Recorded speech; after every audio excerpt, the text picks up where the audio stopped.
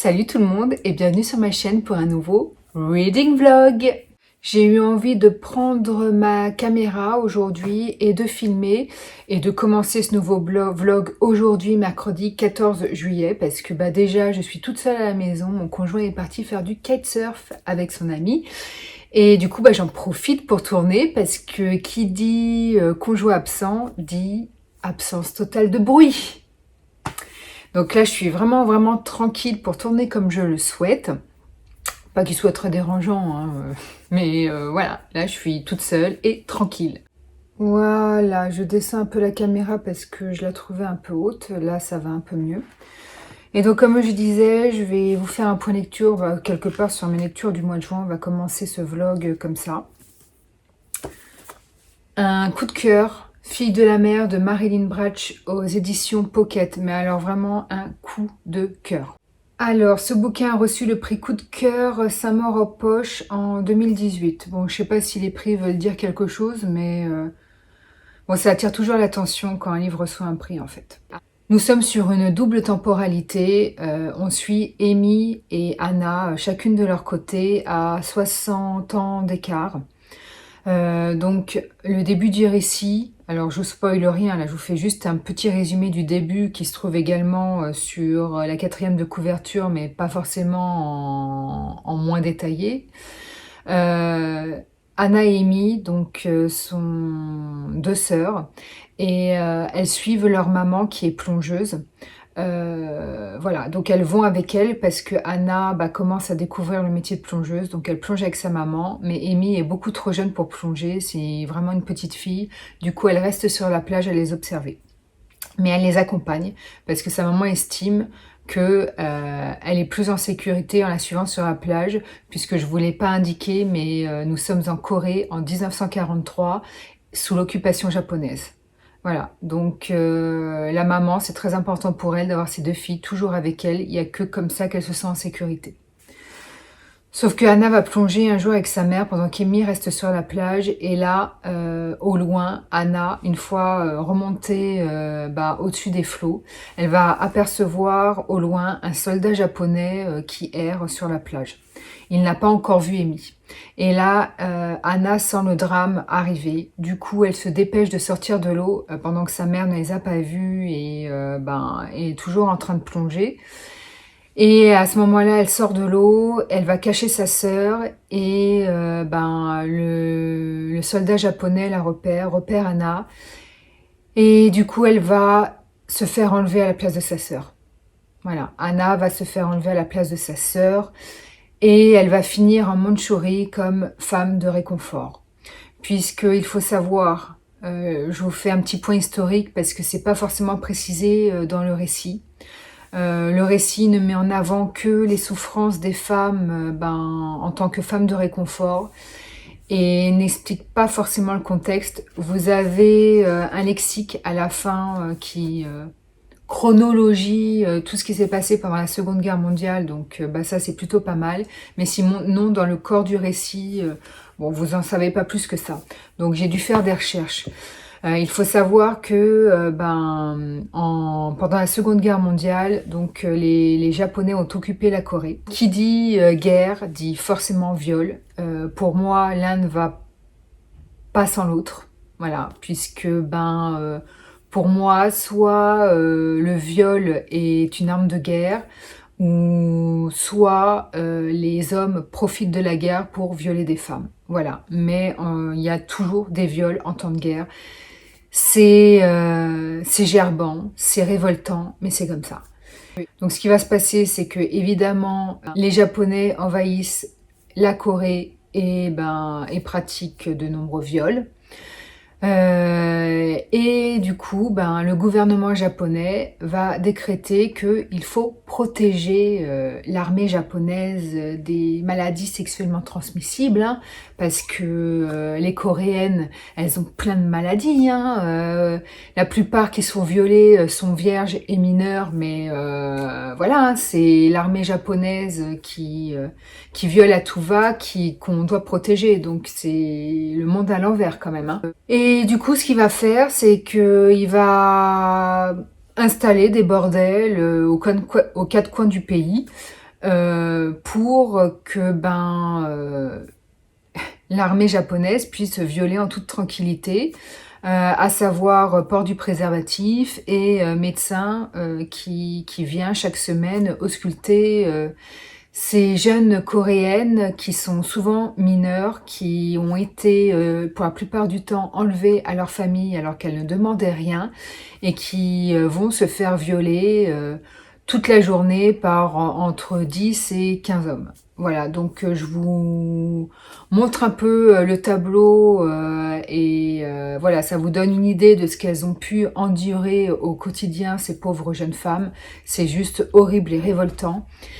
Et du coup, Anna va faire partie de ces femmes. Voilà.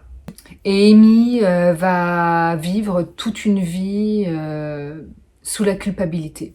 La culpabilité de se dire qu'elle aurait dû faire quelque chose, qu'elle aurait dû être enlevée à la place d'Anna, puisque c'est elle à la base qui aurait dû partir.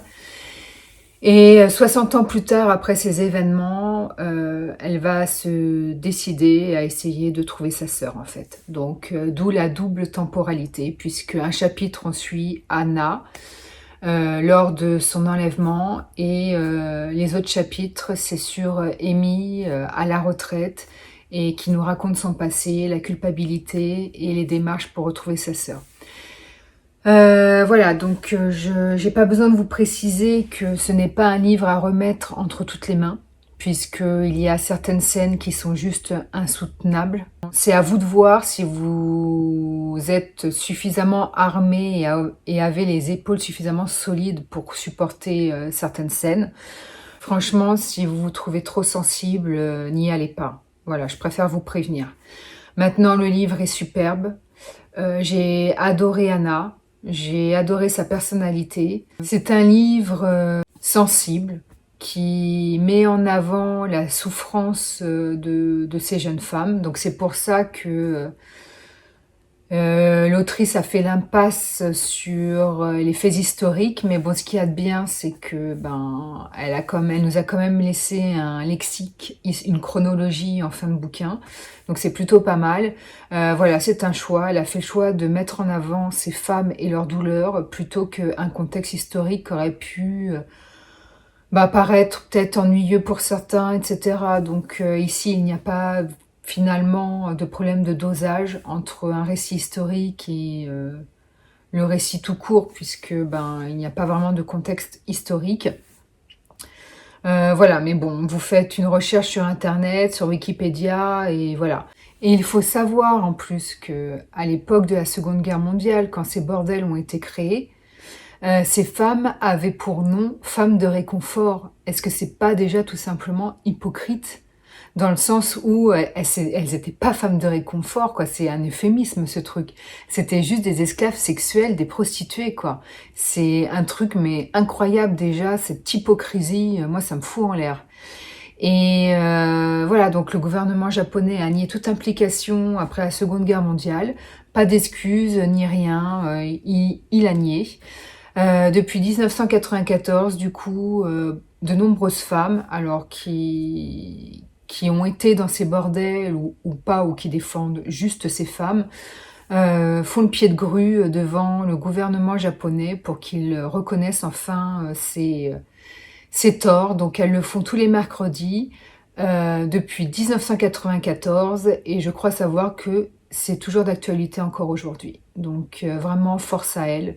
Ce livre est vraiment superbe. Voilà, j'ai adoré le personnage d'Anna.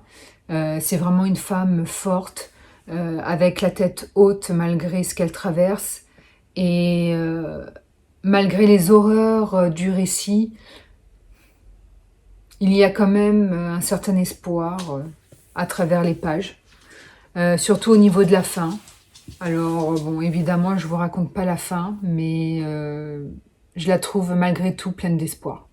Donc, c'est suivant chacun. Mais voilà, une fin vraiment pleine d'espoir que j'ai adorée. Je pense que ce récit ne pouvait pas avoir meilleure fin que celle-là.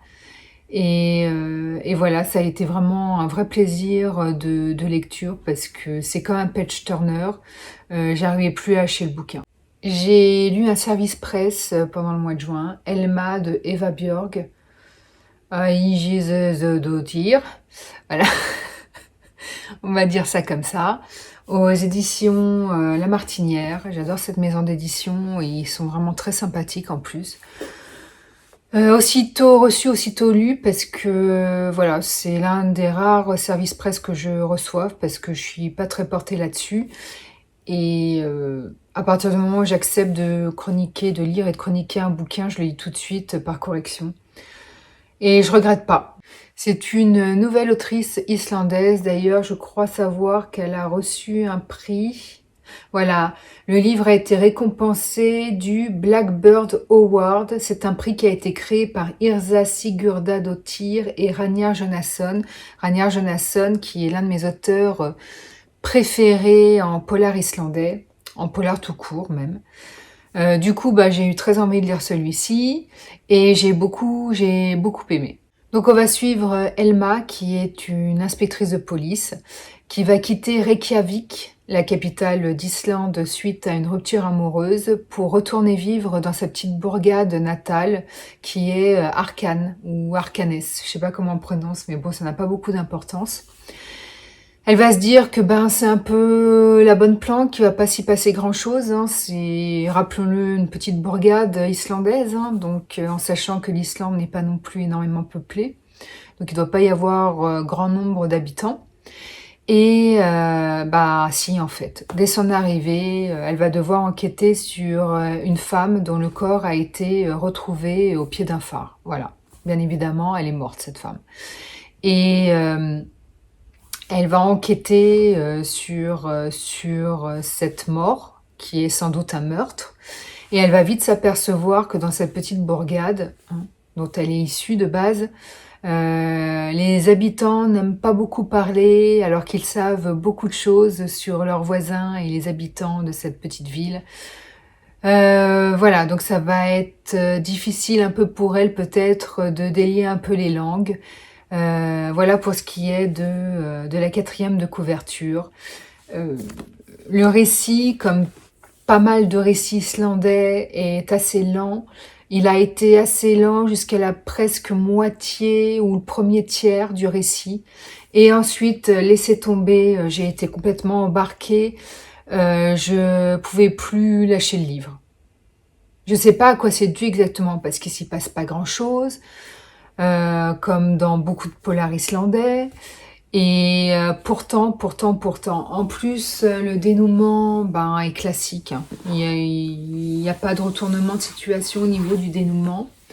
Mais je crois que le succès, enfin le fait que ça m'ait plu, réside dans le fait qu'au fur et à mesure de notre lecture, on va découvrir certains secrets qui vont nous laisser un peu le cul par terre. Voilà, donc sans que ce soit des rebondissements, des retournements de situation, c'est des secrets qu'on découvre, auxquels on ne s'attendait pas forcément, et qui nous fait vouloir absolument continuer notre lecture. Voilà, jusqu'à une fin, somme toute classique, mais comme on a eu des secrets un peu percutants, on va dire, avant cela, du coup on prend bien la fin. Et franchement, ça a été vraiment une très bonne lecture. Donc une autrice que je vais sûrement suivre, je pense. J'ai lu également le manga À tes côtés. J'ai lu le premier tome, je ne poursuivrai pas malheureusement cette saga. Tant mieux, vous me direz, parce que j'ai déjà tellement de sagas de manga en cours que ça va, je suis contente que celui-ci me plaise pas au final. Donc je le continuerai pas. Voilà, je l'avais lu parce que il y avait pas mal d'avis dithyrambiques que j'avais vu passer et ça a aiguisé ma curiosité, mais voilà, l'histoire me correspond pas. C'est une histoire d'amour entre deux lycéens. Je mets histoire d'amour entre guillemets parce que la définition de l'amour dans ce manga, j'adhère pas en fait. Je vous explique, c'est l'histoire donc de deux lycéens et un jour, une lycéenne va tendre son parapluie un jour de pluie à un lycéen qui vient de se faire larguer et du coup qui est complètement, on va dire, apathique sur un banc. Donc elle va lui tendre son parapluie Et dès le lendemain, ce jeune homme, du coup, va aller la trouver et va lui faire une déclaration d'amour en lui disant qu'il est amoureux d'elle, etc. Donc c'est là où moi ça bloque. Déjà, tomber amoureux d'une personne qu'on ne connaît pas. Alors je sais qu'il y a les coups de foudre qui existent, etc., etc. Moi, je ne crois pas forcément au coup de foudre, puisque le coup de foudre, bah, déjà, est juste axé sur le physique. Vous ne connaissez pas la personne. Et souvent, pour moi, le coup de foudre conduit inévitablement vers une déception, puisque ben, on apprend ensuite à connaître la personne et on s'aperçoit que on avait idéalisé cette personne dont on était tombé amoureux, vu qu'à la base, le coup de foudre, bah, c'est juste physique, quoi. On ne connaît pas la personne, on l'idéalise juste. Mais c'est mon point de vue. Après, je respecte les gens qui ont des coups de foudre. Si ça dure depuis des années, tant mieux pour vous. Il n'y a pas de souci là-dessus. Voilà, c'est juste mon point de vue. Voilà. Et là où j'accroche pas du tout, c'est que bah, le mec lui déclare sa flamme alors qu'il ne la connaît absolument pas. Et le mec est super beau, elle est plutôt un peu ordinaire apparemment, d'après ce qui est dit, mais bon, ça, j'ai envie de vous dire, je m'en fiche. Au contraire, c'est bien qu'un beau mec tombe amoureux d'une nana quelconque, hein, parce que les clichés du beau mec avec la belle nana, on commence à en avoir un peu ras-le-bol. Et voilà, à partir de là, du coup, pour moi, le récit était faussé, il partait mal. J'aurais adoré ce manga si bah, c'était un amour naissant, si deux personnages se découvraient et au fur et à mesure du temps, ils tombaient amoureux. C'est dommage parce que l'histoire d'amour de ce manga est vraiment jolie, est vraiment jolie. Le mec, il a tout pour plaire, il est romantique, il est sensible, il fait vraiment tout pour lui faire plaisir et bah, au niveau des comportements, du caractère, j'ai rien à redire sur les personnages. C'est juste que, euh, pour moi, le fait qu'il soit amoureux alors qu'il ne la connaît absolument pas et juste parce qu'elle lui a tendu son parapluie, ça me bloque. Pour moi, il y a quelque chose qui ne va pas et tout ce qui s'ensuit ensuite, bah, j'arrive pas à adhérer du coup parce que ça me paraît pas crédible ni réaliste. Voilà, donc je sais pas si j'ai été suffisamment claire avec vous, mais du coup, pour cette raison, je ne peux pas continuer ce manga, je n'adhère pas. Voilà, je n'adhère pas à la définition de l'amour de ce manga en fait, tout simplement. Mais bon, je serais curieuse de connaître votre avis pour ceux qui l'ont déjà lu, et n'hésitez pas justement à me faire changer d'avis, qu'on discute de nos points de vue différents. Moi, il n'y a aucun souci là-dessus, hein. Au contraire, j'adore discuter de bouquins. Donc le livre part direct sur mon Vinted. Donc si ça intéresse quelqu'un de l'acheter, bah écoutez, je vous mettrai le lien vers mon Vinted en barre d'infos. Et un dernier manga dont mon avis est un peu mitigé, je sais pas trop en fait quoi en penser. Donc je vais faire court. Dragon Head de Minetaro Mochizuki. Voilà, c'est le tome 1 de chez Pika Graphics. Donc plus gros et beaucoup plus épais que les formats standards de manga. On va suivre trois jeunes lycéens qui vont se retrouver enfermés dans un tunnel. Sous un tunnel, pardon. Voilà, il y a eu apparemment un tremblement de terre pendant que le train qui ramenait leur classe à Tokyo passait sous un tunnel. Et ce tremblement de terre a créé un éboulement sous ce tunnel. Et du coup, bah, ils se sont retrouvés coincés, le train entier. Et la plupart des camarades de classe sont décédés. Il n'en reste plus que 3 à avoir survécu au drame. Sauf que ben ils sont coincés, ils peuvent pas sortir, il y a eu un éboulement. Donc vous avez deux sorties possibles du tunnel, mais il y a un amoncellement de pierres qui obstrue la sortie, donc ils ne peuvent pas sortir. Donc on va les suivre dans cette quête désespérée, on va dire, pour essayer de trouver une issue de secours. Voilà. J'ai pas trouvé ça spécialement prenant, c'est anxiogène, c'est très sombre, très noir. Le mangaka, en fait, je pense, a voulu montrer la noirceur que les humains peuvent avoir dans certaines situations dramatiques. Voilà, donc je pense qu'il y a des thèmes dans ce manga qui sont prédominants comme la solitude, le mauvais, la violence, la tristesse, enfin voilà, tous les aspects négatifs de l'humain ressortent dans les moments de drame en fait, et je pense que ce manga traite de ça. Voilà, donc j'ai bien aimé le premier volume, mais pourquoi mon avis est mitigé? Parce qu'en fait, je sais pas, j'ai pas forcément envie de lire le tome 2. Je pense que je vais le lire quand même, parce que j'ai vraiment envie de savoir ce qui va se passer. Mais je sais pas, c'est pas comme Many Reasons Why que je viens de vous présenter, et j'ai trop envie de découvrir la suite, quoi. C'est vraiment haletant. Là, j'ai pas trouvé que c'était prenant, en fait. Alors peut-être parce que c'est tellement anxiogène, tellement sombre, et puis il y a un personnage qui est quand même très spé. J'arrive pas à m'identifier ou me reconnaître dans ce type de personnage, donc c'est peut-être ça aussi qui m'a un peu bloquée, je sais pas. Bon, à voir, mais je pense qu'il est possible que je lise le tome 2 un prochain jour. Quand même pour me faire une idée plus précise. Persuasion de Jane Austen. Vous connaissez mon amour pour Jane Austen, c'est le 3e roman que je lis d'elle. Ce sera pas mon préféré. J'adore les couvertures de Pocket. Voilà, j'ai une amie qui m'avait offert Emma dans cette édition-là. Du coup, je les ai tous achetés dans cette édition pour que ce soit homogène. Voilà, c'est les éditions 10-18 qui font ces jolies couvertures. Et pour ce qui est de l'histoire, en fait, on va suivre deux jeunes gens qui vont tomber amoureux. Elle, c'est une fille de bonne famille. Lui, il travaille dans la marine, en fait. Il est officier dans la marine. Et les gens vont dissuader cette jeune femme de l'épouser parce qu'il n'a pas un avenir certain au niveau financier, etc. C'est un boulot qui est instable, blablabla. Bla, bla, bla, bla. Donc certains membres de son entourage vont essayer de la dissuader et ils vont réussir. Et du coup, lui va partir. Ils vont plus se voir pendant 8 ans. Et la vie va faire qu'ils vont se retrouver de nouveau. Sauf que lui va garder le souvenir amer d'une jeune femme finalement qui a été influençable, puisque il estime qu'elle aurait dû l'épouser plutôt que d'écouter l'entourage. Donc pour lui, c'est une femme influençable qui manque de personnalité.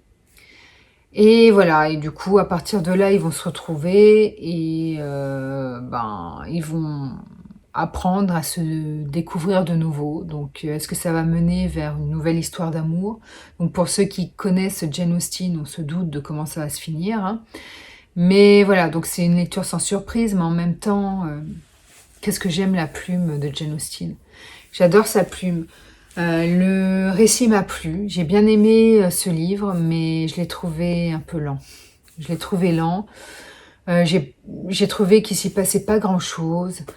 Euh, ouais, j'ai tellement adoré Raison et Sentiment et Orgueil et Préjugés. C'était tellement rythmé, romanesque. Là, j'ai trouvé que c'était un peu plan-plan en fait. Mais j'ai bien aimé quand même parce qu'on retrouve la plume de Jane Austen, on retrouve la critique de cette société géorgienne qui a baffé sur certains points, mais bon, c'était les codes et la société de l'époque. Qu'est-ce que vous voulez faire? C'était comme ça, quoi. Mais bon, la critique est vraiment, vraiment très, très présente et c'est juste passionnant. Quand vous entendez qu'une fille, elle est rejetée de la société parce qu'elle est moche, quoi.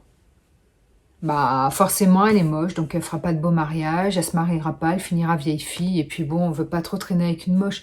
Ça, c'est un exemple parmi tant d'autres, mais heureusement qu'on en a fait du chemin depuis cette époque, quoi, parce que c'est... Je sais pas si j'aurais aimé vivre à une telle époque, en fait. Après, j'y ai peut-être vécu, hein, pour ceux qui croient à la réincarnation, hein. J'ai peut-être eu 1000 vies avant celle-ci, hein. Oh, putain. Si ça se trouve, j'ai été Marie-Antoinette. Vous imaginez, vous? Mm. Moi, je pars dans des délires, là, on va s'arrêter là. Voilà, donc une bonne lecture, mais pas ma préférée. Femme en colère de Mathieu Ménégo, je vous l'avais présenté dans un book haul très très récemment. Et ben, ça a été à l'auteur de mes attentes, j'ai adoré. Voilà, c'est Mathieu Ménégo, hein, donc En même temps, je savais que j'allais pas être déçue.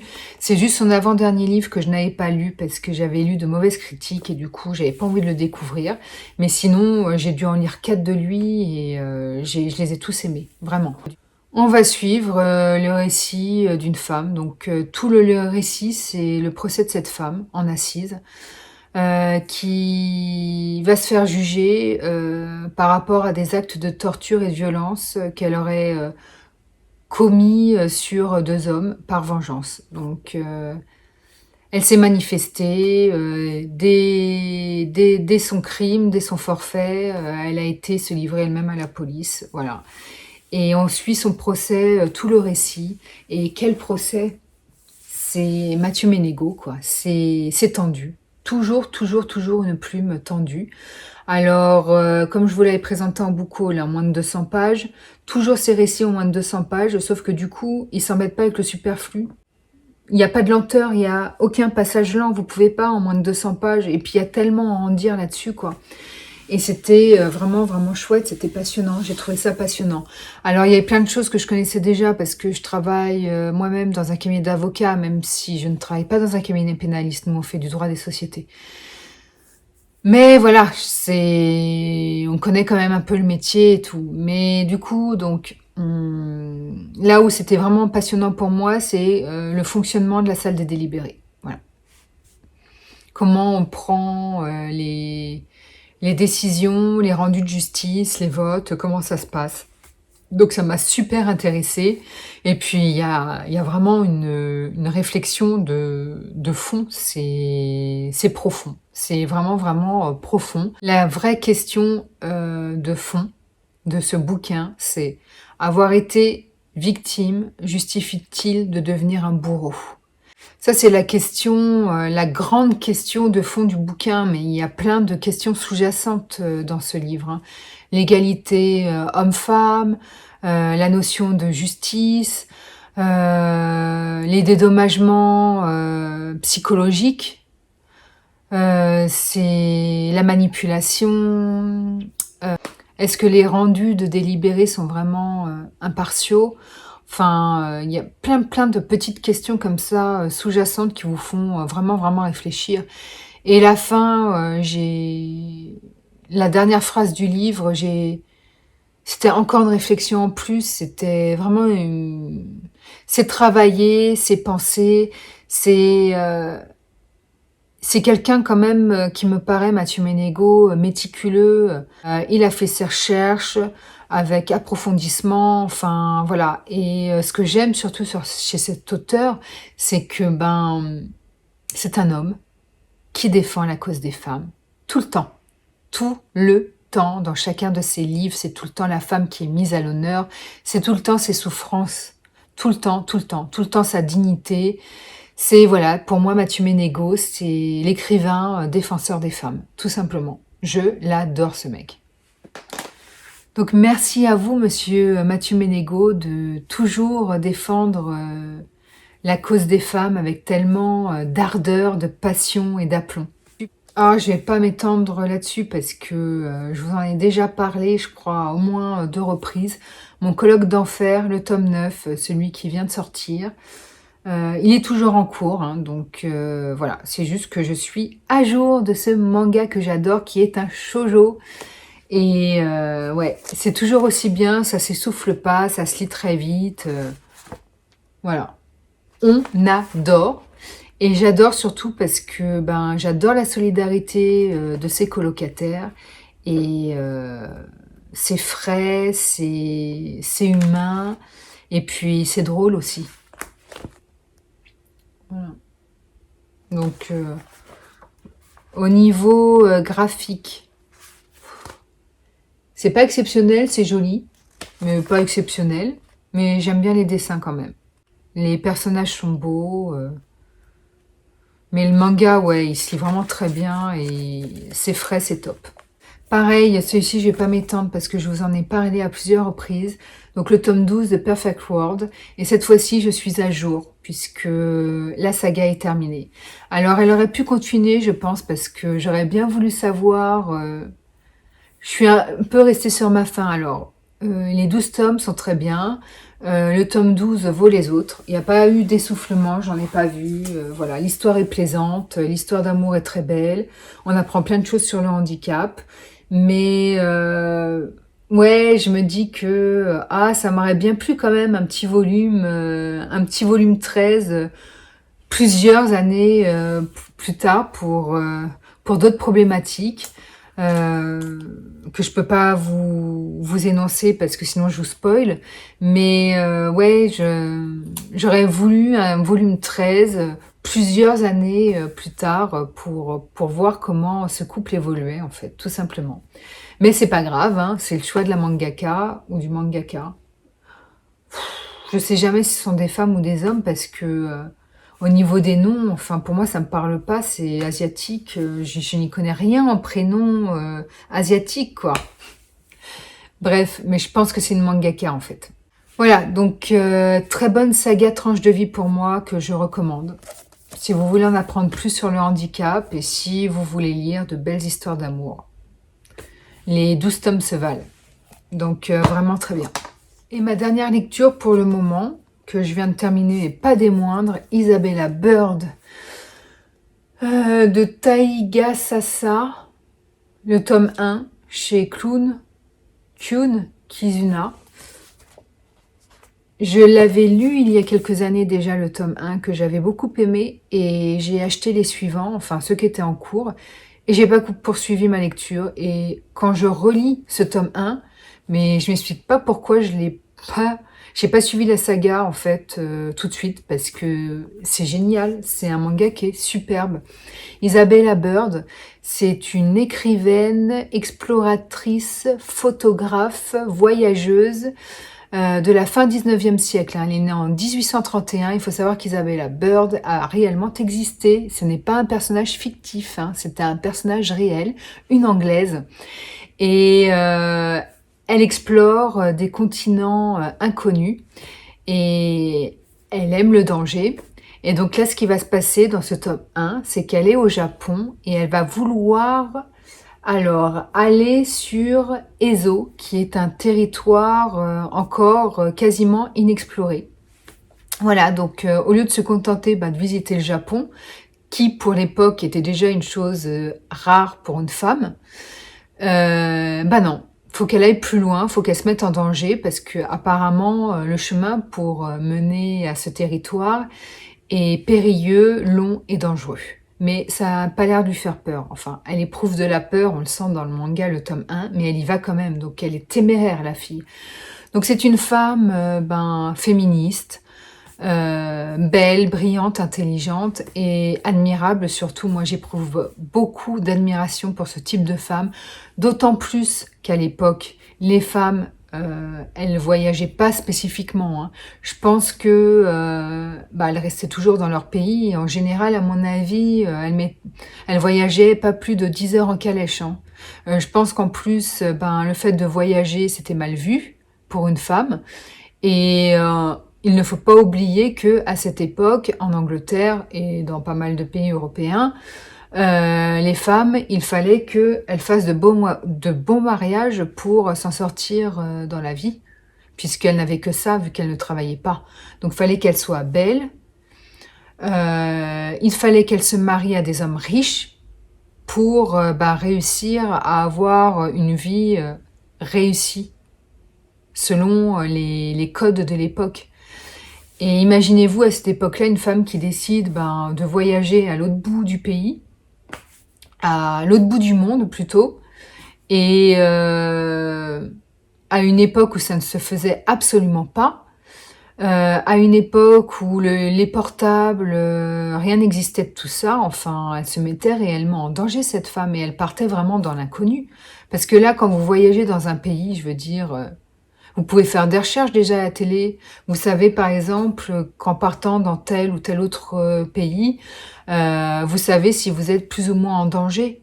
Enfin, voilà, vous avez des normes de sécurité dont vous prenez connaissance rien qu'en allant sur Internet ou en regardant la télé. Et là, c'était pas le cas à cette époque. Enfin, bref. Et je trouve ça vraiment, vraiment admirable. Et vous la voyez, cette femme, sur son 31, avec ses petits chignons à l'anglaise, et puis ses robes longues, avec ses doublures, enfin, et qui part à l'aventure. Voilà. Donc je suppose que dans ce manga, en fait, je vous dis, avec ses robes à doublure, etc., donc pas forcément, mais regardez, elle est quand même apprêtée, quoi. Elle fait vraiment très touriste, anglaise, bourgeoise. Et je trouve que c'est une femme vraiment admirable, quoi. Et j'adore ce manga parce que déjà, bah, l'histoire en elle-même est superbe. J'ai vérifié les faits qui se racontent dans ce manga, ils sont vrais, hein. J'ai vérifié ensuite sur Wikipédia. Donc le ou la mangaka ne raconte pas des inepties, hein. C'est vraiment vrai. Le manga est prenant, c'est riche en informations. Enfin, moi, je rêve en lisant ce manga. Je rêve. Moi qui ne suis absolument pas téméraire et qui suis même petite flippette, enfin, pour moi, cette femme, c'est mon modèle absolu. Et je le lis en lecture commune avec Steph, croqueuse de livres, donc qui est une bookstagrammeuse. Donc elle n'a pas de chaîne YouTube. Et je suis ravie de faire cette lecture commune avec elle, puisque comme on a toutes les deux adoré le tome 1, eh ben on va poursuivre sur notre lancée et on va lire les 7 tomes qui sont en cours, en sachant que la série n'est pas encore terminée, c'est juste qu'il n'y en a que 7 pour le moment vendus en France. Le 8e est en cours. Et donc dans ce premier volet, on apprend plein de trucs sur la culture japonaise de l'époque, mais aussi sur la culture anglaise. Voilà, parce que même si elle ne vit pas en conformité avec ses congénères, hein, puisque c'est une femme indépendante, féministe, qui ne veut pas d'un beau mariage, qui veut juste voyager, écrire pour financer ses voyages, prendre des photos. Enfin, elle veut aller à la rencontre des autres peuples différents du sien. Donc, à l'antithèse, complètement anticonformiste, elle est cette femme. Voilà, donc si elle nous en apprend peu par contre sur la culture anglaise, parce que elle vit pas du tout en conformité avec ses congénères, les mœurs de l'époque et tout ça, anglaises, on apprend un peu de ces mœurs anglaises à travers le regard d'autres personnages anglais du récit qu'on croise, que Isabella Bird va croiser sur sa route. Voilà. Et j'adore parce que c'est un manga vraiment sur la tolérance, sur cette anglaise avec ces japonais qui acceptent leurs différences, même si certaines coutumes les choquent un peu.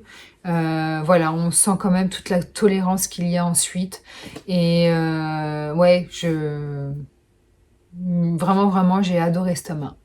Donc du coup, elle veut découvrir ce continent parce que du coup, j'ai perdu le fil du résumé. Et elle va embaucher un interprète japonais, parce qu'elle ne parle pas du tout la langue japonaise. Et voilà, elle va organiser ce périple. Donc là, on en est là dans ce tome-ci. Et franchement, si vous aimez la culture, vous instruire, n'hésitez pas à lire ce manga au contexte historique et dont les faits dedans sont absolument vrais. Voilà, donc j'en ai fini de cette longue introduction, très longue introduction de Reading Vlog. Mais bon, en même temps, c'est un Reading Vlog. Donc, plus je vous présente de livres, et mieux c'est. Et je ne sais pas quand est-ce que je vous reprendrai du coup, parce que je pense que je vous reprendrai dans plusieurs jours. Je vous reprendrai en fait à chaque fois que j'aurai terminé un roman, dès que je le pourrai, ou un manga. Et surtout, je vous reprendrai aussi pendant les vacances, parce que je tiens à filmer ce que je verrai là-bas, en espérant qu'il fasse beau, parce que là, on vit un beau mois de mars en plein mois de juillet, et c'est assez triste, il n'y a pas d'autre terme.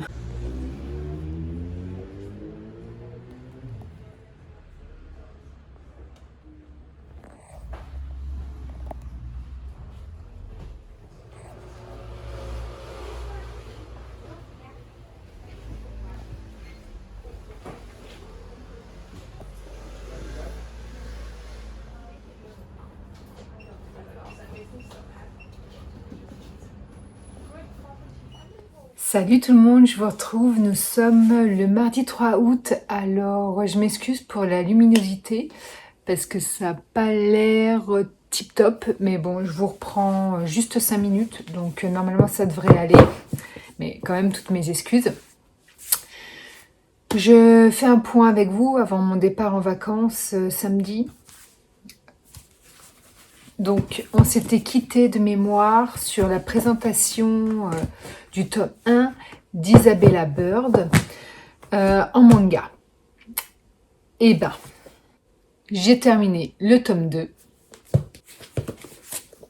le tome 3, le tome 4, le tome 5, le tome 6 et le tome 7. Et du coup, je suis définitivement à jour de ce manga. C'est un énorme coup de cœur. Voilà, c'est un gros coup de cœur. Si vous aimez le manga et si vous aimez le manga historique, c'est vraiment une saga qui est faite pour vous. J'avais adoré le premier tome et c'est à partir vraiment du tome 4 que je les ai trouvés vraiment excellents. C'est juste une leçon de vie à chaque volume, une ouverture d'esprit, un appel à la tolérance, sans être gnangnan, parce que je le répète, le ou la mangaka amène suffisamment bien les choses pour qu'on ne rentre pas dans un récit niais ou un monde de bisounours rempli de bons sentiments. Bref, la psychologie des persos est extrêmement bien fouillée. Alors là, je suis complètement épatée parce qu'on sort des sentiers battus dans le manga. En général, la psychologie des persos dans le manga, bon, c'est assez soft. Euh, je vais pas dire qu'on retrouve à chaque fois le même type de caractère, de personnage, mais ouais, c'est souvent lisse, on va dire. Là, c'est très fouillé. Bravo à le ou la mangaka, parce que franchement, ouais, les persos sont hors normes, anticonformistes, indépendants. Bon, il y a du féminisme sans non plus être dans le rabaissement de l'homme. J'adore parce que je ne supporte pas le féminisme qui est dans le rabaissement de l'homme. Ça, c'est quelque chose que je n'aime pas du tout. Et là, c'est pas du tout le cas. Et voilà, les personnages sont vraiment anticonformistes. Certains, on ne sait pas trop sur quel pied danser. Vraiment, c'est un travail qui est fouillé. Je vous parle même pas du travail de recherche au niveau des faits historiques. Ah non, c'est vraiment du beau boulot. Donc je vais m'arrêter là parce que sinon je vais en parler pendant 107 ans. Mais franchement, si vous voulez découvrir du manga historique, voilà. Franchement, je vous le conseille, mais à 2000%. Et sur ce, moi je vais vous laisser, puisque c'était le seul point lecture que je voulais faire ce jour avant mon départ en vacances. Peut-être que je vous reprendrai vendredi avant mon départ. Je vous laisse là, et puis je vous dis à très vite.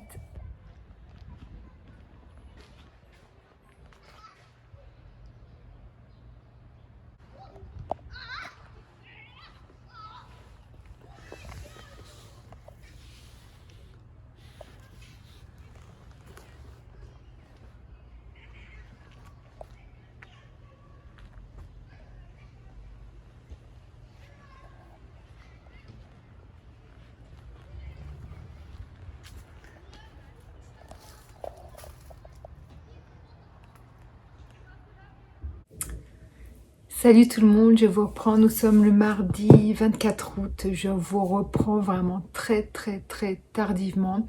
Il s'est passé une grosse coupure depuis la dernière fois que je vous ai pris en ligne. Tout simplement parce qu'en fait, je me suis dit que mes 15 jours de vacances à Noirmoutier feraient l'objet d'un vlog séparé. Voilà, d'où cette coupure. Donc à l'heure où vous regardez cette vidéo, j'ai déjà le vlog vacances qui est sorti et que vous pouvez du coup regarder si ça vous intéresse. Voilà, j'y parle un peu lecture, entrecoupé de clips de mes vacances. Et voilà pourquoi je vous reprends seulement maintenant. Donc si vous voulez, je prolonge le vlog que j'avais commencé en juillet avant mes vacances, en fait, tout simplement. Parce que je suis encore en vacances une semaine. Je reprends le travail que lundi. Et j'ai décidé cette semaine, du coup, en plus du repos, que j'allais lire au moins un manga par jour. et continuer ma lecture commune de La tristesse des éléphants que j'ai avec un groupe de lecture sur Instagram. Je le mets à part, je vous en parlerai plus. J'en ai déjà parlé pendant mon vlog vacances et je vous en parlerai plus quand j'aurai terminé, quand j'aurai plus avancé dans ma lecture de ce bouquin. Donc hier, j'ai lu le tome 3 de Old Boy et le tome 4 aujourd'hui. Du coup, j'ai terminé cette saga en 4 volumes. Alors, c'est 4 doubles volumes, hein, parce que initialement, la première édition comportait 8 volumes. Et ensuite, ils les ont réédités, je suppose, avec la sortie de l'adaptation cinématographique. Alors, ce manga est une énorme déception. Je suis trop déçue. Vraiment. Le dénouement a tout foutu en l'air. C'était 3 premiers tomes qui étaient très bons. Alors, pour vous resituer, je vous en ai déjà parlé, mais voilà, un homme va être enfermé 10 ans dans une geôle privée, dans un hôtel particulier. Voilà, c'est comme ça que je l'appelle. C'est pas une prison, c'est pas un hôpital psy. Voilà, c'est une chambre dans laquelle il est emprisonné pendant 10 ans, donc sans voir la lumière du jour. Voilà, sans pouvoir sortir. Bien évidemment, il est nourri, etc. Voilà. À la sortie, il ne sait pas pourquoi il a été enfermé. Et à sa sortie, au bout de 10 ans, son geôlier va lui faire sous-entendre que ce serait bien qu'il cherche le pourquoi il a été enfermé. Évidemment, lui, il partait aussi dans cette optique-là. Qui ne chercherait pas à comprendre pourquoi on a été enfermé pendant 10 ans sans en connaître la raison. L'intrigue part de là, en fait. Donc, c'est génial, parce que vous partez dans du thriller psychologique, j'adore ça, et vous vous dites, mais déjà, la base en soi, c'est une idée super originale, ça va être haletant, ça va être prenant. Effectivement, ça a été le cas. Les 3 premiers volumes. Vraiment, je me disais, mais qu'est-ce qui s'est passé? Alors, pour ceux qui me suivent assidûment, on va dire ça, vous savez que j'ai vu l'adaptation cinématographique avant de lire les mangas. Les mangas ont été édités avant l'adaptation cinématographique, sinon ce ne serait pas une adaptation cinématographique. Voilà, donc moi j'ai fait l'inverse. J'ai d'abord vu le film et ensuite j'ai voulu lire les mangas quand j'ai découvert qu'ils existaient déjà en manga. La base, la forme du manga a été reprise dans l'adaptation cinématographique, mais après avoir lu le dénouement, il est clair que les 2 dénouements n'ont absolument rien à voir. Donc, dans le film, il a été enfermé 25 ans, pas 10.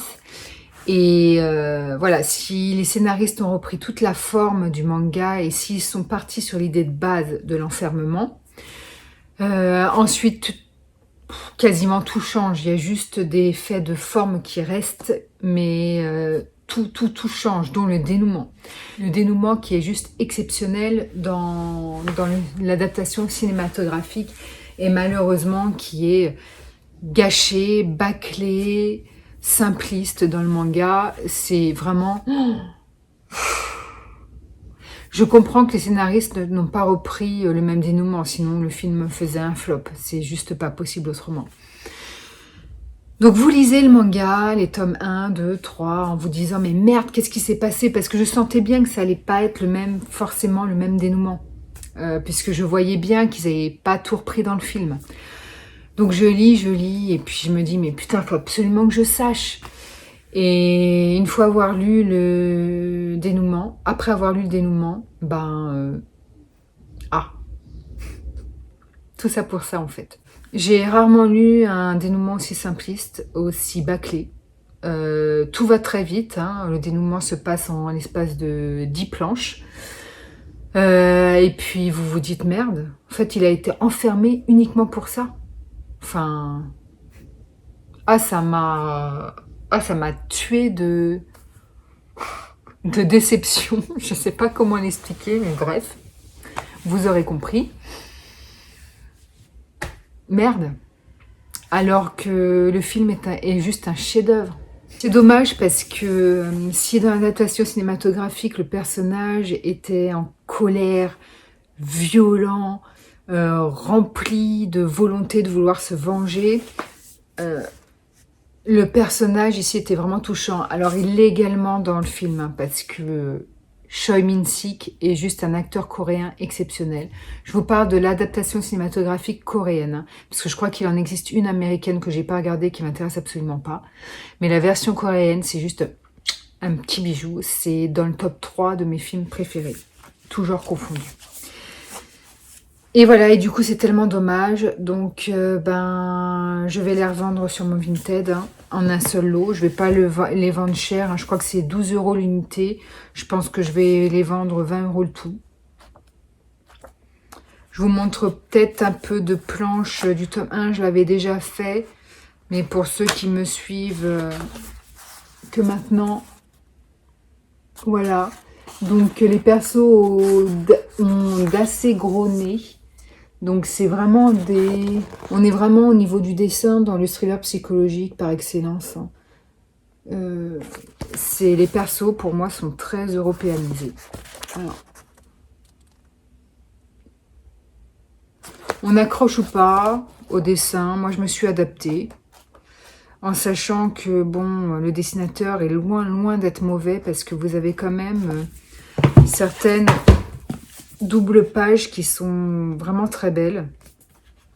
Enfin, c'est dans le détail. Voilà, j'aime beaucoup. Est-ce que je peux vous en trouver une que j'ai trouvée sympa? Je vous promets, la prochaine fois, je vous mets des post-it, hein. Les femmes sont belles, je trouve. Voilà, les dessins, c'est vraiment dans le détail. Bon, c'est noir, hein, c'est du thriller psychologique, mais voilà, je les trouve vraiment, vraiment sympas, même si les personnages masculins sont pas très beaux. Je trouve, avec ce gros nez à l'européenne. Voilà, c'est ça que je cherchais. Vous voyez là cette planche? Il y a une certaine poésie dans certaines planches. Enfin, le dessinateur est vraiment très doué. Mais bon, bref, ça passe à la boîte à livres ou sur mon Vinted si j'arrive à les vendre. Je pense que oui, c'est intégral en parfait état. Et juste avant mes vacances, alors je suis obligée d'utiliser, j'ai un petit pimousse sur mon autre bras, donc qui dort. Donc du coup, oh mon bébé, du coup je suis obligée de me servir que d'une seule main. Avant mon départ en vacances, j'ai terminé le tome 2 d'Anne de Green Gables, donc il s'appelle Anne d'Avonlea de Lizzie Maud Montgomery, édité par une très belle maison d'édition très professionnelle qui s'appelle Monsieur Toussaint Louverture. Voilà. Et j'adore. C'est une maison d'édition très professionnelle, comme je le disais. Pourquoi? Parce qu'elle s'est engagée à publier, enfin à éditer les 10 volumes de cette saga, même si la saga ne fonctionnait pas et même s'il ne vendait pas. Donc je trouve ça génialissime, vraiment, pour les lecteurs. Et je trouve ça vraiment très pro, très sérieux de leur part. Les couvertures en plus sont sublimes et cette maison d'édition prend vraiment un grand soin dans l'édition de ces livres, et je trouve ça mais génial. Dans une bibliothèque, c'est juste trop beau et j'aime toujours autant. Alors on est toujours dans l'émotion. Je peux pas vous raconter le tome 2 bien évidemment, mais c'est une saga jeunesse, mais alors qui peut largement être lu par un adulte, hein. La plume est tellement magnifique, tellement fluide, tellement poétique, c'est tellement fluide.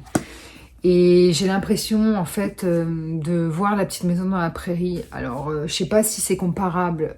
Je sais que La Petite Maison dans la Prairie existe en livre. J'ai pas lu les bouquins. Je pense que là, c'est nettement supérieur. Il y a beaucoup plus de profondeur, beaucoup plus d'émotion. Voilà. Un talent vraiment de l'autrice qui est indéniable. Mais pourquoi ça me fait penser à Petite Maison dans la Prairie? Parce que, voilà, Anne, elle grandit dans une ferme. Il lui arrive des péripéties. Voilà, c'est des petites histoires comme ça à chaque chapitre. On la suit tout au long de sa vie, alors lentement, parce que dans ce tome-ci, elle a 16 ans. Le tome précédent, on la suivait dès ses 12 ans, je crois, de mémoire, 11-12 ans, 12 ans, je crois. Et là, on la suit à partir de ses 16 ans, donc il ne s'est pas passé non plus énormément d'années entre le premier et le deuxième volume, en sachant que ça va durer sur une saga de 10 tomes, donc autant la suivre lentement. Hein. Et après, peut-être qu'elle va mourir et qu'on va suivre sa descendance, hein, je ne sais point. Là, les persos sont lumineux, bienveillants, solaires, ce que vous voulez. Et c'est pour ça que ça me fait penser à la petite maison dans la prairie, parce que même les méchants, ben, ils sont pas réellement méchants. Vous voyez, Madame Molson, ben, si vous étiez assidu au niveau des épisodes, vous constatiez quand même que c'était pas quelqu'un de si méchant que ça. Et voilà. Bon, il y avait la peste Nelly, mais Nelly Olson, ben, pour les assidus qui ont vu les rediffusions au moins 50 fois sur la 6, parce que c'est rediffusé tout le temps en boucle, vous savez bien que Nelly, elle va pas tout le temps rester méchante. Voilà. Donc voilà, je compare à la petite maison dans la prairie pour vous donner une idée de ce qui vous attend en lisant Anne de Green Gables, en sachant qu'évidemment, c'est bien meilleur. C'est un niveau vraiment au-dessus.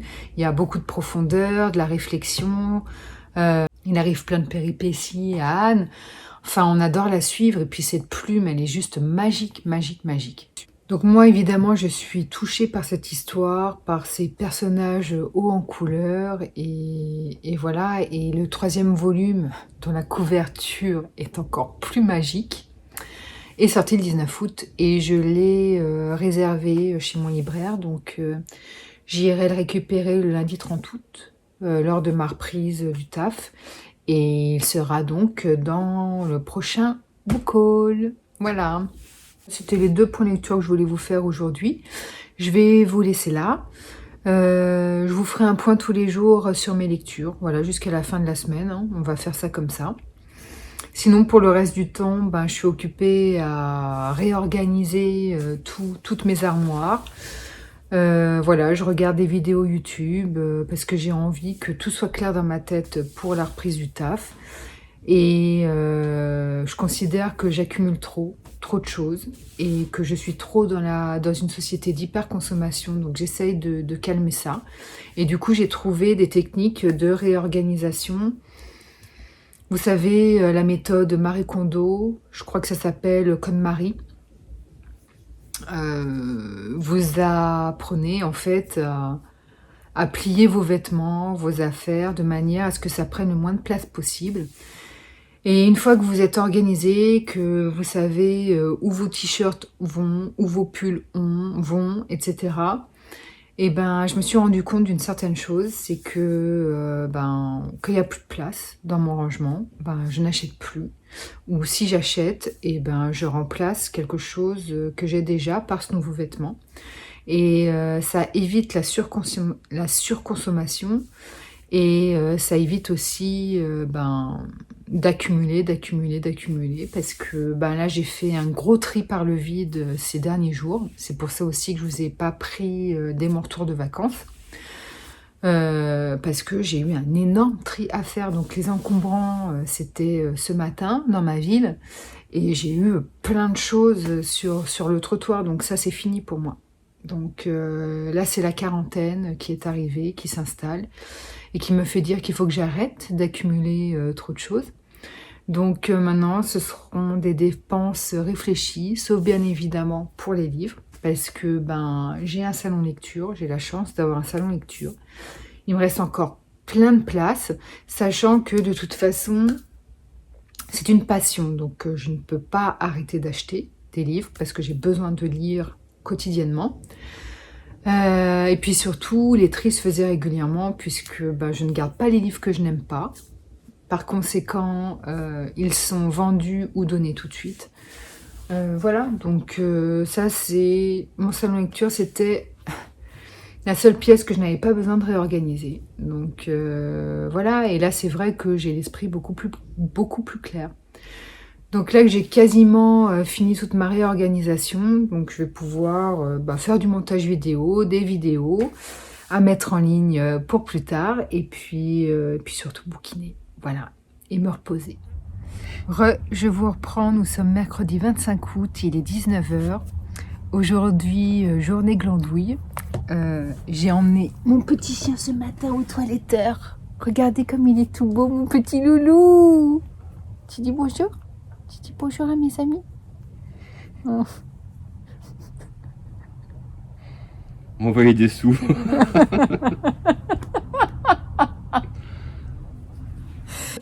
Comme prévu, j'ai lu 2 lectures aujourd'hui, donc une bande dessinée et un manga. Alors, le tome 18 de The Promised Neverland, je préférerais vous en parler quand j'aurai terminé les 20 tomes, donc il m'en reste 2 à lire. Et une belle surprise aujourd'hui, Lou Sonata 1 de Julien Nil aux éditions Glénat.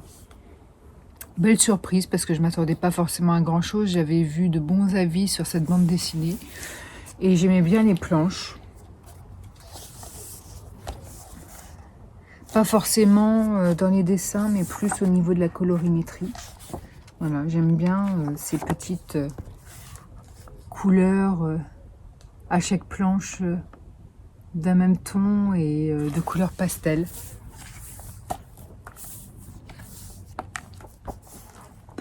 Voilà. Donc j'ai lu ce premier volume. Ah, c'est ça que j'aime bien, voilà, au niveau des couleurs, ce dont je vous parlais. Écoutez, ce fut une lecture plaisante, fluide, c'est frais, voilà. On suit Lou qui est une adolescente, enfin une adolescente, non, on va dire une adulte, puisqu'elle rentre en première année de faculté. On ne sait pas trop dans quelle section exactement, même elle, je ne suis pas sûre qu'elle ait bien choisi sa voie. Et à la fin de ma lecture, en fait, j'ai fait des recherches et je me suis aperçue qu'en fait, il existait déjà un intégral de son enfance. Alors, je pense pas que ça pose problème de lire dans le désordre. Là, on la suit juste à partir de sa première année de faculté. On ne sait rien de sa vie d'avant, donc je pense pas que ça pose problème de l'avoir lu avant. Mais voilà, ce qui m'intéresse vraiment, c'est de lire les 8 tomes d'avant, qui sont sortis en un seul intégral à 39 €. Et pourquoi? Parce que ces 8 tomes relatent 14 années de sa vie, ses 14 premières années en fait. Et pas ses 14 premières années parce qu'on ne la suit pas dès qu'elle est bébé, mais en tout cas juste avant son entrée à la faculté. Et ça m'intéresse parce que c'est rare les bandes dessinées qui traitent de l'évolution d'une personne en fait. En général, les enfants en bande dessinée restent au même âge. Hein. On le voit avec Titeuf qui a toujours le même âge tout au long des bandes dessinées. On le voit aussi avec les Simpsons, hein, Lisa et Bart qui ont toujours le même âge 20 saisons plus tard. Et voilà, et ça m'intrigue parce que du coup, on va passer par des références liées à une génération précise, je suppose la génération des années 90, avec toutes les références correspondantes. Et voilà, je suis intriguée parce que c'est quand même des bandes dessinées qui se sont vendues à 3 millions d'exemplaires, donc c'est énorme. Et du coup, ça attise ma curiosité, donc je vais me procurer l'intégrale. Et pour ce qui en est de celui-ci, ben écoutez, ça m'a bien plu. Enfin, comme je vous le dis, j'ai bien aimé les planches. C'est frais, c'est tout doux. Voilà, on la suit durant la première année de faculté. Et puis avec toutes les interrogations que cela amène, à savoir est-ce que j'ai bien choisi ma direction, est-ce que c'est... À quoi sert véritablement d'aller à la fac? Voilà, elle se pose tout un tas de questions existentielles, cette petite Lou. Et je pense que du coup, un grand nombre d'étudiants ou d'ados s'identifient facilement à cette jeune femme.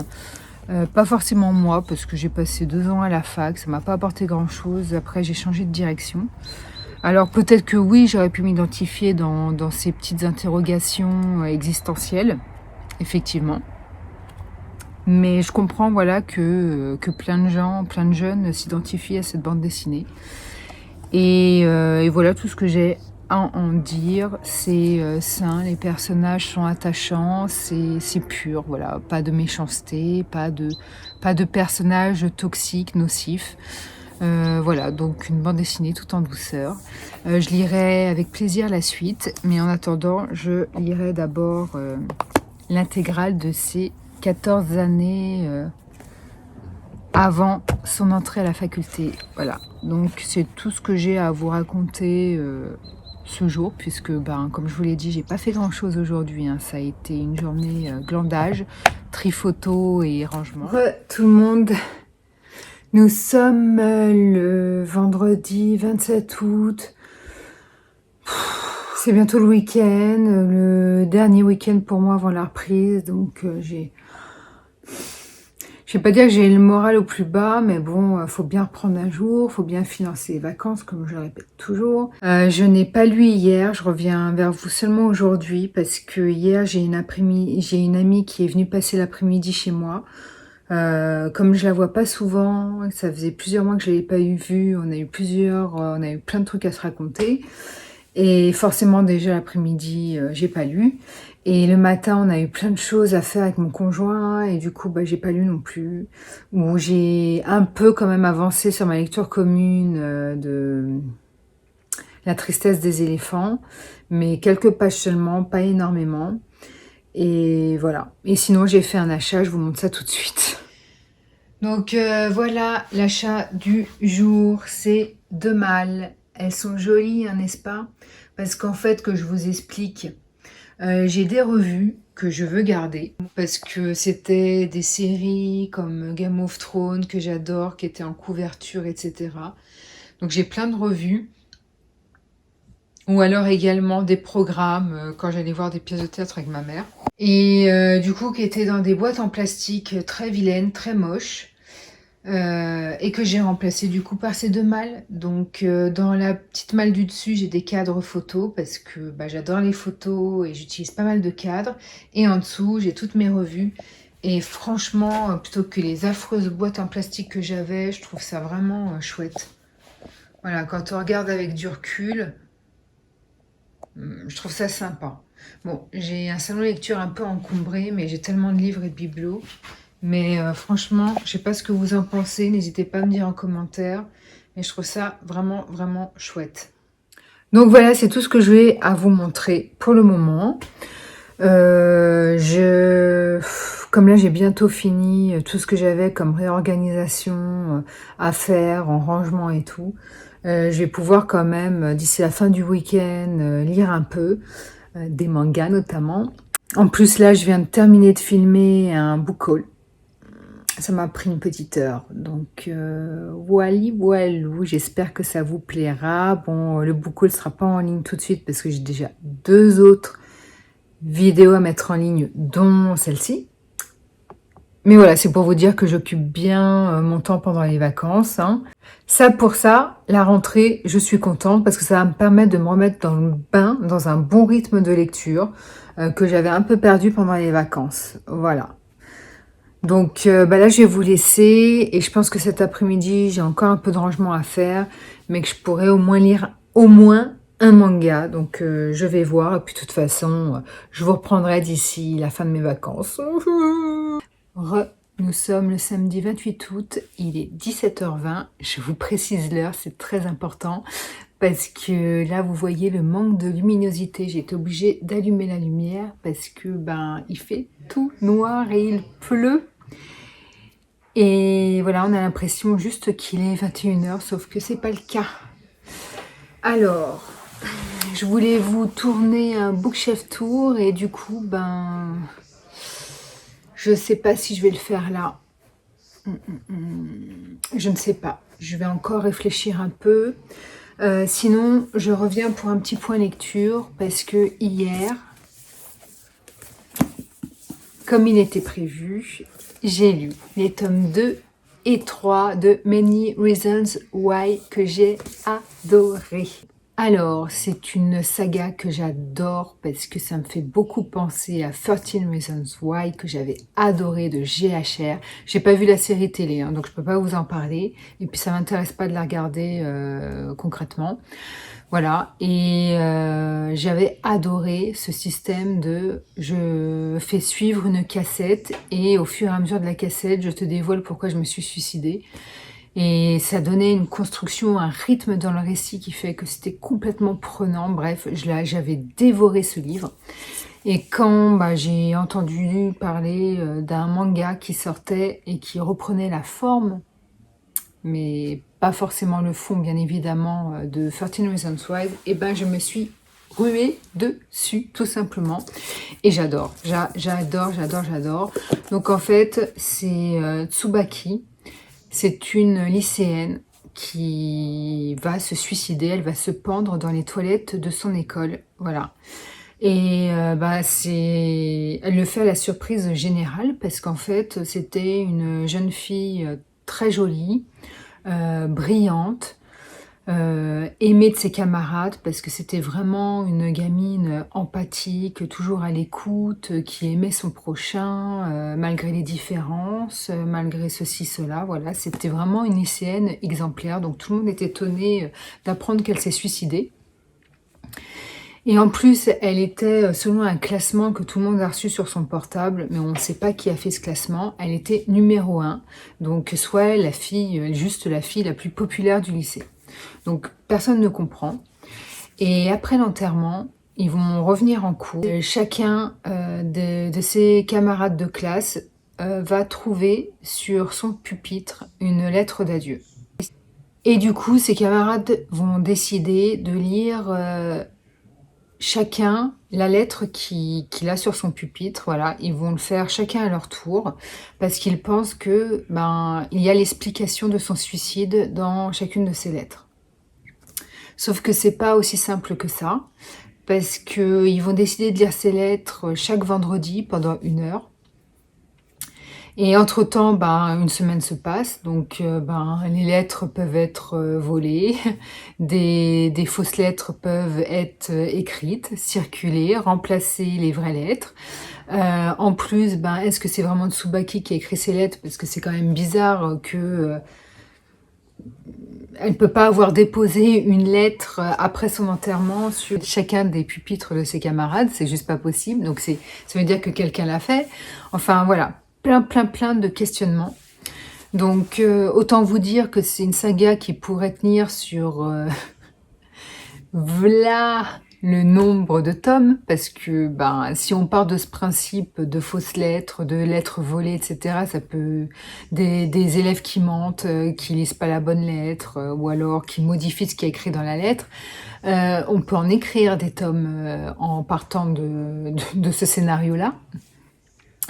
Donc, ma peur à ça, c'est qu'à un moment donné, on tourne en rond. Voilà. Mais pour le moment, j'ai pas cette peur parce que 3 tomes sont sortis. Le 4e est sorti le 27 août de mémoire, donc je l'avais précommandé pour vous dire à quel point j'aime cette saga. Et voilà. Donc au niveau par contre des dessins, c'est pas oufissime parce qu'on est dans du thriller psychologique, clairement. Et par contre, contrairement à d'autres thrillers psychologiques, les traits des personnages au niveau des dessins ne sont pas européanisés. Là, on est dans des visages clairement classiques du manga asiatique. Voilà. Mais sur toutes les planches, c'est ce type de dessin. Donc, vous n'avez pas la mer, le soleil, des collines magnifiques à perte de vue, des dessins somptueux, voilà. Et c'est pas ce qu'on attend clairement de ce type de manga, puisque c'est du thriller psychologique. Donc moi, ce que j'attends de ce type de manga, c'est le scénario. Un scénario super bien construit, une fin de ouf. C'est ça que j'attends. Les dessins, pour moi, c'est secondaire dans ce genre-là en tout cas. Et ensuite, je pensais lire que 2 mangas, mais finalement, hier soir, dans mon coucher, j'étais pas très fatiguée. Je me suis dit, tiens, je vais me lire une petite bande dessinée. Et j'ai lu le tome 3 de T-Zombie. Alors, pour le moment, vous avez 4 tomes qui sont sortis. Je sais pas s'il y en aura plus. Ça prend son temps pour être édité. Voilà, c'est pas non plus tous les 3 mois. Après, c'est une bande dessinée, c'est pas un manga. Donc, ils sortent pas une bande dessinée tous les 3 mois non plus. J'adore cette bande dessinée. C'est une bande dessinée jeunesse. Et si je l'adore, c'est tout simplement parce que déjà j'adore les dessins qui sont très colorés. J'adore parce qu'il y a beaucoup de références aux films d'horreur, séries d'horreur. Donc par exemple dans le volume 1, vous aviez l'apparition de Chucky sur une des planches. Là, de ce tome-ci, vous avez pas mal de références à Walking Dead. Donc, c'est très moderne. C'est une bande dessinée qui vit avec son temps, pour ainsi dire. Donc, vous voyez, les planches, elles sont très colorées. J'adore T-Zombie, qui se trouve ici, et que je trouve super mignon. Mignon, si c'est le terme que je peux utiliser pour désigner un zombie, parce que zombie et mignon, normalement, ça n'a pas trop de pair, mais il est adorable, il est choupinou, j'adore. Et ce que j'aime aussi dans cette bande dessinée, c'est l'humour, parce qu'en fait, c'est de l'humour noir, parce que c'est censé être glauque, macabre, morbide, tout ce que vous voulez, parce que je vous ai pas fait un résumé encore, peut-être dans un précédent vlog ou vidéo, mais pas là, donc je vous le redis. On suit Margot, qui est une jeune femme vivante et humaine. Voilà, elle n'est pas morte, qui vit dans une famille qui n'est pas forcément un modèle familial à proprement parler, dans le sens où ses parents se déchirent et ils s'en contrefichent un peu d'elle, pour parler clairement. Donc elle fugue et elle va trouver refuge dans un cimetière parmi des zombies qui vont devenir ses amis. Voilà, tout simplement. Et donc c'est morbide, c'est macabre, en tout cas c'est censé être comme ça, sauf que l'humour fait que c'est drôle et ça enlève toute morbidité et tout côté macabre à cette bande dessinée. Voilà, on est vraiment dans l'humour noir, destiné aux enfants, mais qui peut vraiment être apprécié par les adultes, moi en l'occurrence. Et j'aime vraiment, vraiment beaucoup pour toutes ces raisons, en fait. Donc, j'ai le tome 4 encore dans ma pile à lire. Et qui sera lu très bientôt, parce que c'est des petites... Là, on est dans la bande dessinée classique, donc environ 50 planches. Et vous n'avez pas réellement de continuité dans l'histoire, c'est-à-dire que vous avez des petites scènes humoristiques, toutes les pages ou toutes les 2 pages. Voilà, vous n'avez pas réellement de continuité. Là, on est vraiment dans une bande dessinée à la Boule et Bill, Gaston Lagaffe, et j'adore. Et je vais revenir sur une déclaration que j'avais faite il y a quelques mois dans une précédente vidéo parlant de Walking Dead. Moi, je suis abonnée France Loisirs et je collectionnais les Walking Dead en comics en double volume, voilà, comme ceci. Donc, vous avez 2 numéros en un par rapport aux éditions Delcourt pour la somme de 19,90 €. Donc, vous êtes gagnant parce que un volume chez Delcourt doit coûter 16 € et quelques. Donc là, c'est comme si vous aviez le 2e volume gratuit. Bon, sachant que les éditions France Loisirs, c'est de jolies éditions, mais qui sont quand même un peu plus cheap, à mon sens, ce n'est que mon avis, que les éditions Delcourt, dont les couvertures, je trouve, sont plus belles et de meilleure qualité. Mais ce n'est que mon avis, ça n'engage que moi. Mais après, il y a une histoire de prix aussi, donc forcément... Et ce que je vous avais annoncé dans un précédent vlog vidéo qui date de quelques mois maintenant, c'est que on était pendant le confinement ou après le confinement et on ne pouvait plus acheter les doubles éditions et les derniers volumes n'étaient pas sortis et même les précédents vous ne pouviez plus les acheter, c'était plus visible. Donc pour moi ça signifiait tout simplement que France Loisirs n'éditait plus... Ça s'est déjà vu puisque France Loisirs, pendant un moment, avait arrêté l'édition de l'Attaque des Titans. Alors, également en double volume. Je ne sais pas si ils l'ont réédité de nouveau, s'ils ont recommencé, mais je sais qu'à une époque, ils avaient complètement arrêté la production en pleine édition. Bref. Et là, je me suis dit que c'était la même chose. Donc, je vous ai annoncé qu'il y avait plus, que c'était plus édité par France Loisirs. Sauf que, dans la dernière revue de France Loisirs que j'ai reçue, donc ce sont des revues trimestrielles où bien évidemment ils vous annoncent toutes les futures publications et les publications en cours, et j'ai vu les derniers numéros qu'ils sortaient. Donc ils n'avaient pas arrêté l'édition, c'est juste que le confinement a fait que il y a eu une interruption dans la production, je ne sais pas. Bref, donc pour ceux qui les voulaient ou qui les veulent aux éditions France Loisirs, vous pouvez avoir l'édition complète. En sachant que ceux qui, du coup, comme moi, ont cru que France Loisirs n'éditait plus Walking Dead et qui voulaient continuer quand même la saga, parce que c'était une saga vraiment que j'ai adorée en comics. Voilà, moi j'ai les 3 derniers volumes chez les éditions Delcourt, donc pas France Loisirs. Et vous voyez, ça c'est le point positif. C'est-à-dire que Françoisir a respecté, même s'ils n'ont pas sorti les doubles volumes dans les mêmes couvertures que Delcourt, ils ont respecté le dos. Mais vous voyez, du coup, vous gardez une homogénéité dans votre bibliothèque, donc c'est extra. Donc, pas de regret d'avoir acheté chez les éditions Delcourt plutôt que Françoisir. Voilà, puisque je garde mon homogénéité. Sur ce, je vais arrêter le vlog ici, parce que demain, dimanche, je pense que je vais essayer d'avancer dans le montage de mes vidéos, parce que j'ai fait plein de vidéos pendant les vacances que je voudrais vous mettre en ligne. Et du coup, je vais avancer là-dessus. Et je vais lire, je vais poursuivre ma lecture commune, donc je vous en parlerai dans une prochaine vidéo parce que j'aurai pas fini ma lecture commune demain. C'était la tristesse des éléphants, hein, je vous en ai parlé en continu pendant mes vacances. Voilà, donc j'arrête ce vlog ici, j'espère que ce vlog vous aura plu. Ah oui, une autre précision aussi par rapport au malles que je vous ai montré hier, je les ai achetés dans une jardinerie. C'est pas une chaîne, donc c'est pas Truffaut, c'est pas Jardiland. Donc je ne peux pas vous mettre les références de ces malles si vous les souhaitez. Mais sachez que ce type de malles de toute façon se vendent partout sur internet. Vous en avez d'ailleurs des encore plus jolis chez Maison du Monde pour ceux que ça intéresserait. J'espère que ce vlog lecture vous aura plu. Bon. Je vous ai pas montré de nouvelles acquisitions, de nouveaux achats. Je sais que les gens aiment ça, sauf que c'était les vacances et j'ai pas eu l'occasion d'acheter de figurines ou autre. Donc j'ai rien eu de tout ça à vous montrer. J'espère que quand même ce vlog vous aura plu malgré tout. Voilà, n'hésitez pas à me dire en commentaire. Sur ce, je vous laisse là. Je vous dis à très vite. Et surtout, prenez soin de vous. Bye.